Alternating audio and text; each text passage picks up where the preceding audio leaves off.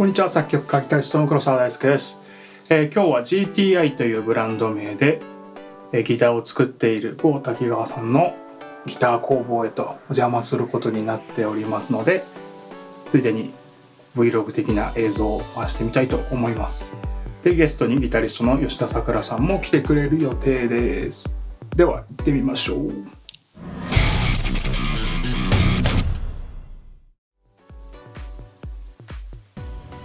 はい、というわけで GTI の工房に来てます。職人さんの郷さんです。よろしくお願いします。よろしくお願いします。そしてゲストで吉田さくらさんが来てくれてます。こんにちは。はい、今何していただいているかというと、こちらのマヨネスのギターの弦をちょっと太いやつを貼りたいなと思って、でもナットがもしかしたら合わないんじゃないのっていうので、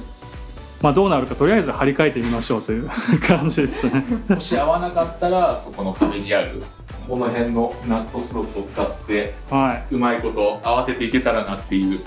こちらの工房は青梅市ですね。青梅駅からちょっと歩けるの？歩けますね。ちょっと遠いですね。20分ぐらいかかっちゃうかもしれないですけど、でも車止めるところもあるので、車を止め放題で、言ってくれればお迎え行きますそうなんですよね。やっぱドンピシャ欲しいギターってさっきの話になりましたけど、ドンピシャ欲しいギターって楽器屋さんにやっぱないがちというか、楽器屋さんのラインナップで選ぼうとするとやっぱりやっぱここもっとこれだったらいいのになとか始まっちゃうんですよね。やっぱ一定レベル以上こだわり出すと、そうするとやっぱちょっとね、頭のネジが一本飛んでる僕からすると早いじゃんっつってじ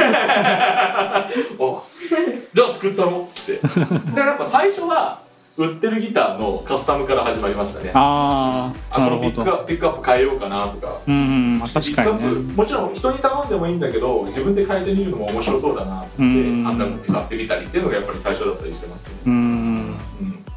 僕らレベルだとやっぱりどっかでこっから先はもう無理だなみたいなのがあって、それこそナット削るとかね、プロの人からしたらもうすぐなのかもしれないけど、我々からすると結構もう聖域というか怖いっていうかいやそうですよ本当、一応プロという目線で言ってもやっぱりあんまりいっぱいはいじりたくないんですよね。最低限のこの加工の範疇で全て終わらせたいのはあるんで、やっぱオリジナルが綺麗に作られてるギターはオリジナルをできるだけ忠実にしたいので、新規でナット作るとかだったらね全然作るんですけど、それは作り直しも効くので、これだとねナット外さないといけなくなるんで無理だからなのでやっぱ既存のナットをいじる方がちょっとデリケートで神経使う感じはありますね。というわけでそのナットを削るか否かもここで判断していただこうという感じです。何が何でもね改造しなきゃいけないというわけではないというか。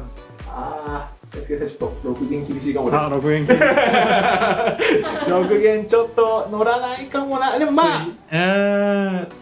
ってみて弾いてみて、違和感がなきゃ OK って感じ。なるほど。アーチのボトムまで弦がついてない。こうなっちゃってる。なるほど。こうなってない。やっぱり浮いちゃうと音的にもちょっとどうかなって感じ。全然これでも設置はしてるので問題ないパターンもあるんですよ。こっちの方が設置面積が広いのでどうだろうっていうこれは好みの話ですね。なるほど。ちなみにこれは52の太さになるんで、前貼ったのは50なんで、2の違いとはいえ結構もうすでにギリギリだったって。これ入りますね。なので太い弦を貼りたいという方はナットがちゃんと合ってるかどうかっていうね。そうなんですよ。結構ね。自分も6弦50に使ってます。52か11から52。私1052。1052っていうのがあるね。なるほど。なんで1弦ちょっと太いなって思ったんですけど。チョーキングとかしなくなるんですか？もうドロップ C だから。そっか。そう。1音半下がってるから。1音下がってるからで、なんならオープン C サス4みたいなのもやるんで、じゃあその1弦と2弦をさらにもう1音下げるみたいな。じゃあなおさら必要ですね。そう。このぐらいは。ナットの高さ的にはさっきとあんま変わんないので、なるほど。ちょっとハマった感じですね多分今。パキッとパッてはまった感じは今ちょっとありますね。テンションがかかって。じゃあもしかしたら大丈夫。弦がちゃんとナットに乗ってるかどうかとかギリギリかどうかってそのパキッてなるかならないか。最初弦を張らない状態で当てがってみて、入らないなってなって、今やや無理やりなんですけど、テンションかけてクッてなってる状態なんですよ。すごいビビたるさの話なんですけど、そうすると横方向に押さえつけが発生してるんで、5-0の時よりも5-2の方が今ちょっとタイトになってるのが、例えばサウンド的に好みかどうかっていうのはちょっと厳密な話である。なるほど。構造的には全く問題ない。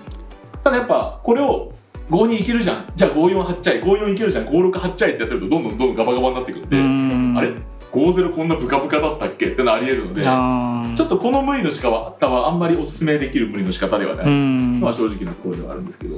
結構ね語源が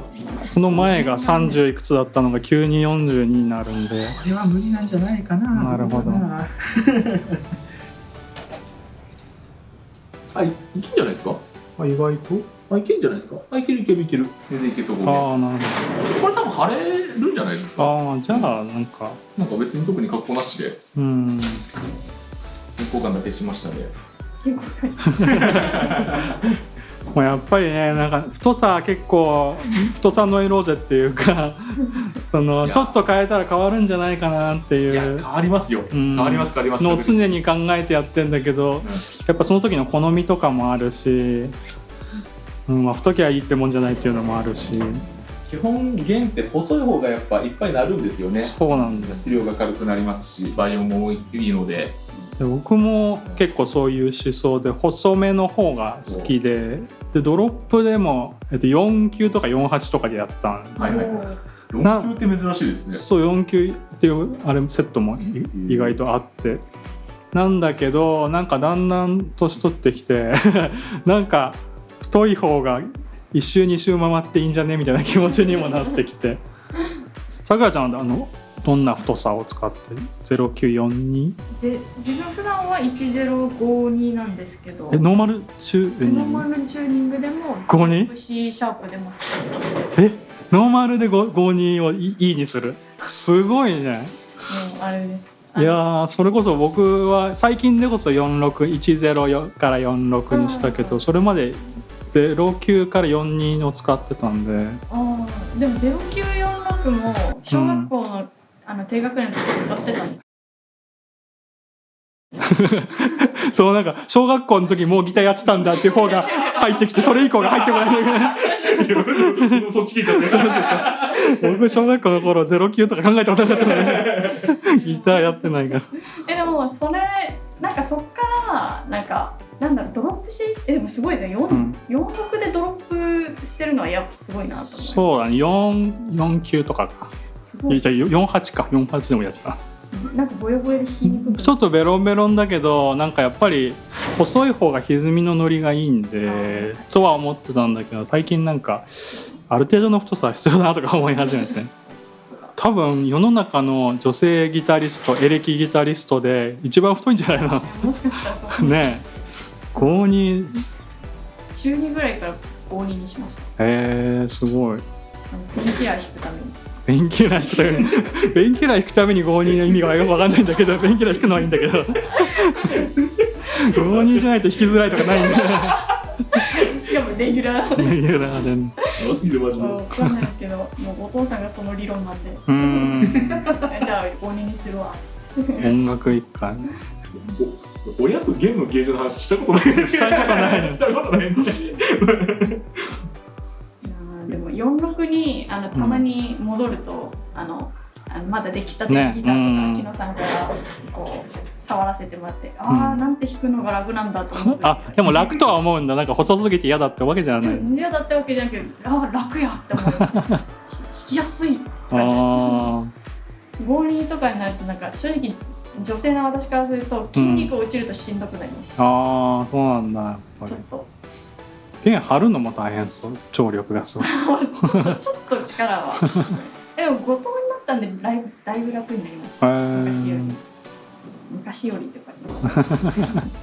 もうマキマキするのめんどくさくないですか。めんどくさいですやっぱペグでロックできるやつじゃないとなんか、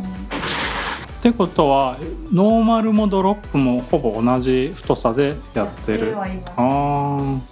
じゃあ割とメインで使ってるギターをじゃあこの曲ドロップだから下げようかなみたいな。そうですね。何でもいつでもって感じでなるほどなるほど。やってます。結構珍しいタイプかもしれないです。ゲージいちいち変えるのめんどくさかってるのかもしれない。まあそれもあるけどまあ僕みたいにこのもうドロップ専用みたいなギターにしちゃうとか。そういうので分けたいんですけどね分けたいんですけどもうめんどくさがっちゃったまあでもね何本か持ってても一番お気に入りの音がするのっていうのは1本だったりするからね。そうですね。こう比べちゃうとレコーディングで実際使うのはとか、表で使うのはまた違ったりもありますし、一応全部貼れてで全部スロット入るんですよ、問題なく入ってるんですけど、語源がねやっぱちょっとナット原稿が高くなっちゃう。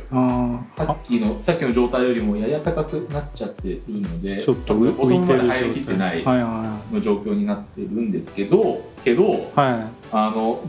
ナット原稿として問題のある高さではないんですよ。ただ他の弦と比較して語源だけやや高くなっちゃってる状況なので、触ってみて違和感があるなら調整しますぐらいの範疇かな、って感じですね。このまま一旦調弦してみてちょっとアンプ伝えてみましょう。これギターってあるじゃないですか、でナットの高さって結構開放弦とかローフレットの弾き心地にだいぶ重要になってくるんですけど、自分でやっぱ見たいじゃないですか。でこのリペアマンとかギター作ってる人がどうやってじゃあそのナットの高さを見てるかっていうと、3フレット押さえるんですよ。3フレットを押さえた時の1フレットと弦の隙間を見るんですよ。そうでこれを見る時に3フレット押さえるじゃないですか。で2フレットピッピッピッってやると動くじゃないですか弦が。でこのどのぐらい動いてるかな、どのぐらい隙間があるかなっていうので現在のナットの高さっていうのを判断するんですよ。でこれがこう2フレット押さえた時にいっぱいこうやって動く、いっぱい隙間があるやつはナットこうまだまだ余裕があるな、ナットこが高い状態だなっていうのを判別できる。で今のこの例えばモダンギターとかいっぱい使われたギターとかに多いんですけど、どんどんナットって下がってきちゃうので、そうするとナット高がどんどん低くなってくると2フレットこうやって押さえても弦が動かなくなってくる。ほとんど動かない状態なんだけど開放弦はビビってないっていうフレットと全く同じ高さの溝になってる状態。ゼロフレットのギターとかデフォルトでそうなんですけど、そういうギターもあったりする。でそういう状態になってるギターもあるので、それ以上下がっちゃうと今度1フレットに干渉しだす、いわゆるフレットより低くなっていっちゃうと開放弦で支障が出てきちゃうので、この2フレットを押さえた時にあんまり弦が動かない状態っていうのはちょっと注意した方がいい、警戒した方がいい状態。黄色信号のただしゼロフレットギターを除くって感じですね。ゼロフレットギターはここが金属なので、そこから下がることってまあそうないので、下がるんですけど厳密に言うと、っていう感じで自分のギターで見てもらえると、なるほど、今ナットこのくらいなのかなってなんとなく分かるかなっていうのはありますね。でじゃあ仕上がりのギター、完成品のギターとか、あとこうやって調整をするギターとかでどのぐらいを目指すかっていうと、だいたい紙1枚か紙2枚ぐらいの隙間が空いてると、まだまだナット高は余裕ある状態、で確実に開放弦でビビらない状態なんだけど、1フレット押さえた時にきつくない高さっていうのがだいたいその 0.1 ミリ 0.2 ミリぐらい、微用紙1枚2枚3枚ぐらいの